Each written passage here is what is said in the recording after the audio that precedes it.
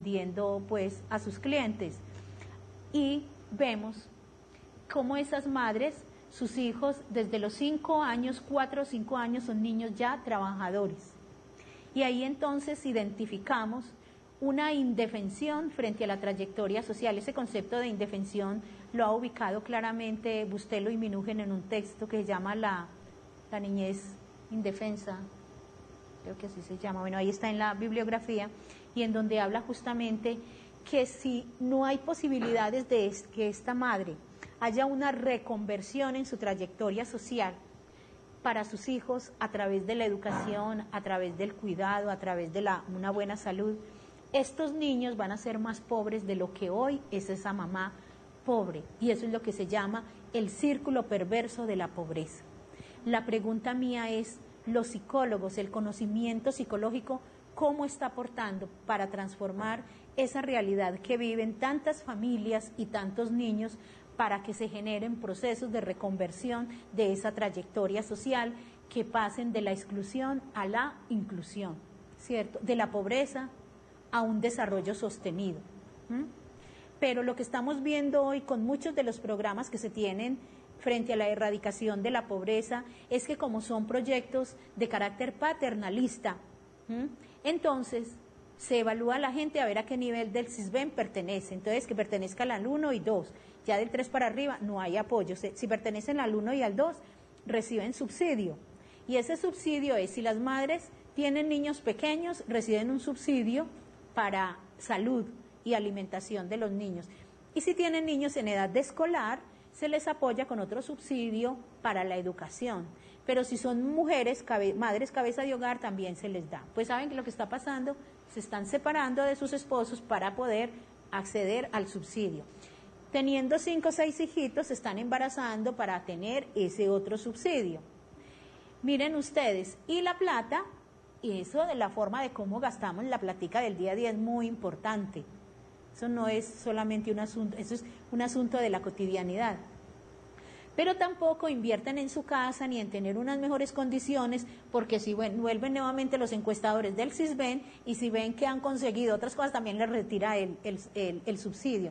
Entonces uno pregunta, programas que dicen que van a erradicar la pobreza y lo que están ayudando es a que se sostenga la pobreza, porque ser pobre es lo que me permite a mí acceder a unos recursos económicos para la subsistencia, completamente perverso, ¿sí? Pero allí hay muchos psicólogos que trabajamos en estas ONGs y que trabajamos en instituciones desde la proyección social de las universidades y todo eso. ¿Será que estamos teniendo un sentido crítico frente a, no solamente es el trabajar terapéuticamente o hacer los talleres de autoestima o de procesos comunitarios, no es tener una posición ético-política frente a esta realidad también, y que se marca en todas las generaciones, por supuesto con un alto valor de supervivencia? Identificamos también que nuestras familias en situación de pobreza tienen una inteligencia social muy grande, porque con unos salarios tan bajos, muchas de ellas son capaces de sacar a sus hijos adelante. Bueno, entonces identificamos que familia y pobreza no solo carencia de renta, sino también de capital social, cultural y político.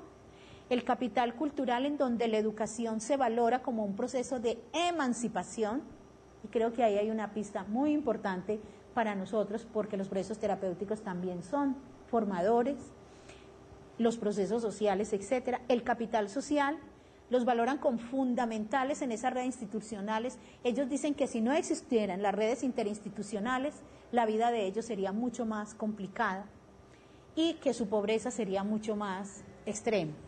Y las condiciones de crianza, como las oportunidades para el desarrollo, para la satisfacción de necesidades, el desarrollo de capacidades y potencialidades, el desarrollo de titularidades, entendidas como esos derechos a los cuales efectivamente podemos disfrutar, ¿cierto?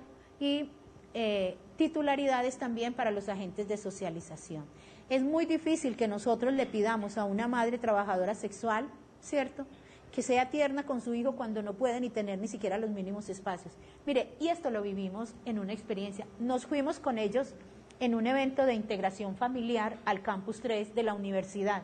Eran madres trabajadoras sexuales, se fueron con sus hijitos porque dijimos, todas las instituciones apoyaron para que fuéramos un asunto, que fueran todo el núcleo familiar.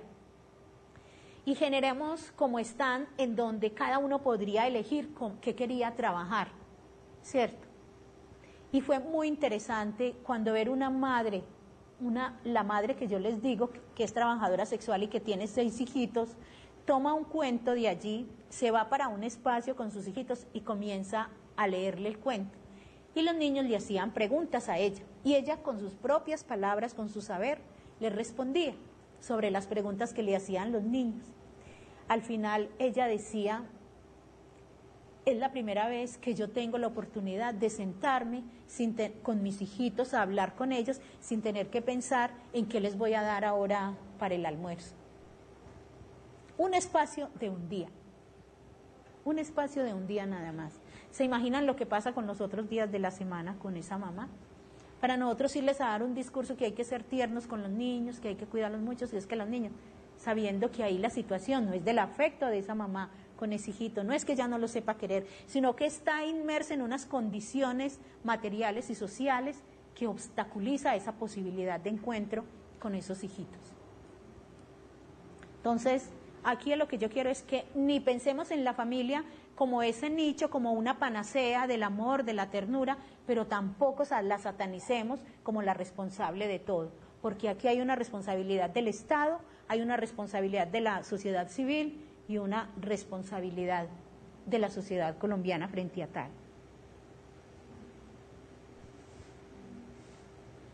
Miren ustedes, pero esas condiciones sociopolíticas en los años 60 se planteaba como una política transformadora en donde habrían unos elementos para cambiar, estaba el estado también de bienestar, pero sí hubo ese cambio por todo el proceso de globalización y los procesos neoliberales, etcétera.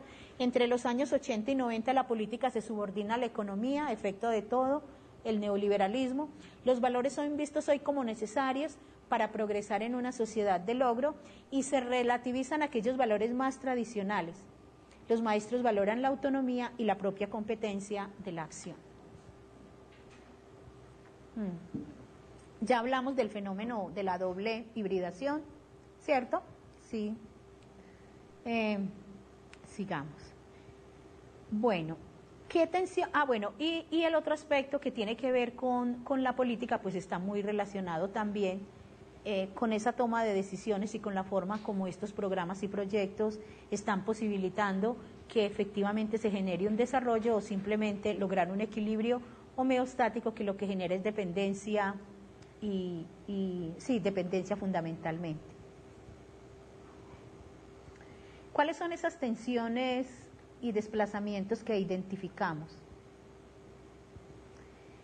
Primero, una tensión entre la crianza como una formación exclusiva desde hay que ser obediente, hay que ser buen hijo, etcétera, a una crianza como un nicho de sensibilidades éticas y políticas desde la ética del cuidado. La crianza como un proceso de construcción de perspectivas y de interpretación o como una forma de comprensión para valorar el mundo en todas sus tensiones y posibilidades.